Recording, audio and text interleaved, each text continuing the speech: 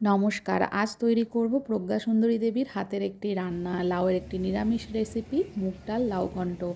লাউগুলো এইভাবে কেটে নিয়েছি, চেরা কাঁচা লঙ্কা নিয়েছি আর নিয়েছি মুগের ডাল। প্রথমেই মুগ ডালটাকে লালচে করে ভেজে নিতে হবে।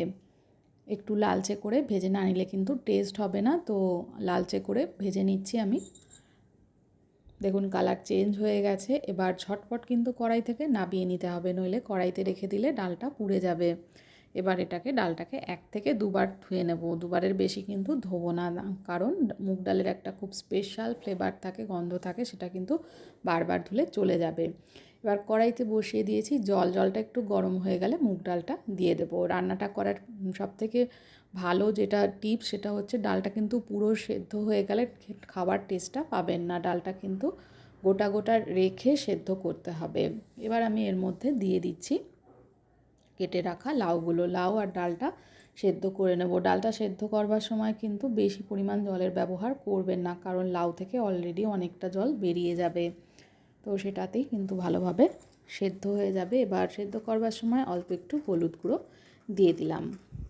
হলুদ গুঁড়োটাকে আর ডালটাকে মিক্সড করে নিচ্ছি। মিক্সড করে 10 মিনিট মতন সেদ্ধ করে নেব। ভীষণ সুস্বাদু হয়। অনেক সময় রান্নার একই ইনগ্রিডিয়েন্টস দিয়েও কিন্তু এক একজনের হাতে এক এক রকম রান্না হয়। তার প্রধান কারণটা হচ্ছে টেকনিক। এক একজন এক একটা টেকনিক ইউজ করে, তার জন্য কিন্তু রান্নার স্বাদটাই ভিন্ন হয়ে যায়। তো আমি এটাকে সেদ্ধ করে নিয়েছি 10 মিনিট মতন। এবার রেডি করে নেব। ফোড়ন যেটা দেবো সেইটা, কড়াইতে সর্ষের তেল দিয়ে দিয়েছি। তেলের মধ্যে ফোড়নে প্রথমে শুকনো লঙ্কাটা দেবো, তারপরে তেজপাতা দিয়ে দিলাম। ফোড়নটাকে ভেজে নেব একটু, তারপরে আমি জিরেটা অ্যাড করছি। জিরেটাকেও এবার ভালো করে ভেজে নিতে হবে। সমস্ত কিছু ভালোভাবে ভাজা হয়ে যাওয়ার পরে দিয়ে দেবো এর মধ্যে এলাচ, দারচিনি আর লবঙ্গ। এবার দিয়ে দিচ্ছি থেতো করে রাখা আদা বাটা। এবার আদা বাটাটা দেওয়ার সময় হয় কি, অনেক সময় গায়ে তেল ছিটকে আসে, কিন্তু নতুন রাঁধুনি যারা, তাদের ক্ষেত্রে কিন্তু সমস্যা। সেই জন্য আমি আদা বাটাটা দেওয়ার সময় দিয়ে দেবো এর মধ্যে হলুদ গুঁড়ো। অল্প একটু হলুদ গুঁড়ো দিয়ে যখন নাড়বেন, তখন দেখবেন তেলটা কিন্তু আর ছিটে আসছে না। আদাটাকেও কিন্তু ভেজে নিতে হবে। কাঁচা আদার গন্ধ একদম বেরোলে চলবে না। তো আদাটাকে ভালো করে ভেজে নেওয়ার পরে দিয়ে দিচ্ছি জলে গুলে রাখা জিরে। এখানে আপনারা জিরে বাটারও ব্যবহার করতে পারেন। এবার দিয়ে দিলাম চেরা কাঁচা লঙ্কা। এবার মশলাগুলোকে ভালো করে কষে নেব। মশলা থেকে দেখুন অল্প অল্প তেল বেরোনো শুরু হয়েছে। এবার দিয়ে দেবো স্বাদ মতন লবণ, দিয়ে আরও একটু মশলাটা কষে নিচ্ছি। মশলা থেকে তেল ছাড়তে শুরু করে দিয়েছে। এবার যে লাউটা আর ডালটা সেদ্ধ করে রেখেছিলাম সেইটা দিয়ে দেব। ভীষণই সুস্বাদু হয় সাদা ভাতের সঙ্গে। গরমকালে এরকম ধরনের রেসিপি কিন্তু অসাধারণ লাগে, আর মা ঠাকুমার হাতের ছোঁয়া লেগে রয়েছে মনে হবে এই ধরনের রান্নায়। অবশ্যই ট্রাই করবেন, আর ভালো লাগলে আমার চ্যানেলটাকে কিন্তু সাবস্ক্রাইব করতে ভুলবেন না। এবার লাউটা আর ডালটা আমি একসাথে ঢেলে দিলাম। দেখুন ডালটা কিন্তু পুরো সেদ্ধ হয়ে যায়নি, গোটা গোটা রয়েছে। এইভাবেই কিন্তু সেদ্ধ করে নিতে হবে।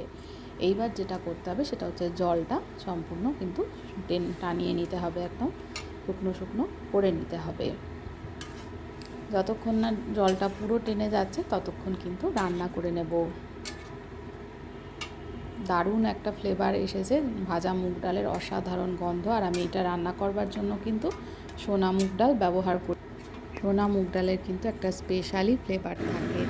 এখন যেটা করবো সেটা হচ্ছে একটা পাত্রে একটু ঘি নিয়েছি, অল্প একটু চিনি নিয়েছি, আর লাউয়ের যে ঝোলটা রয়েছে সেটা দিয়ে এটা একটু রেখে দেবো খানিকক্ষণ। তারপরে এটা লাস্টে কিন্তু অ্যাড করবো, এতে স্বাদের মাত্রা দ্বিগুণ বেড়ে যাবে। এইভাবেই কিন্তু রান্নাটা করবার উল্লেখ রয়েছে, সেই কারণে আমি এইভাবেই রান্নাটা করলাম। এবং লাস্টে এটা কিন্তু যখন জলটা অনেকটাই টেনে আসবে তখন এই জিনিসটা অ্যাড করে দিতে হবে। এখন অনেকটা জল কিন্তু টেনে গেছে। এবার আমি যে তৈরি করে রেখেছিলাম এটা ঘি, চিনি আর লাউয়ের ঝোলের মিশ্রণটা অ্যাড করে দিলাম। এবার ভালো করে মিক্সড করে নেব। ঝোলটা আরও একটু কিছুক্ষণ টানিয়ে নেব। ভীষণ সুন্দর একটা অসাধারণ ফ্লেভার বেরিয়েছে। মুগ ডাল, ঘি, এগুলোর সমস্ত কিছু গন্ধ মিলিয়ে জাস্ট অসাধারণ লাগবে। রান্না করতে করতেই আপনারা বুঝতে পারবেন যে এর টেস্টটা কেমন হয়েছে। তার মধ্যে ফোড়নে গোটা গরম মশলাও রয়েছে, সব দিলে অসাধারণ।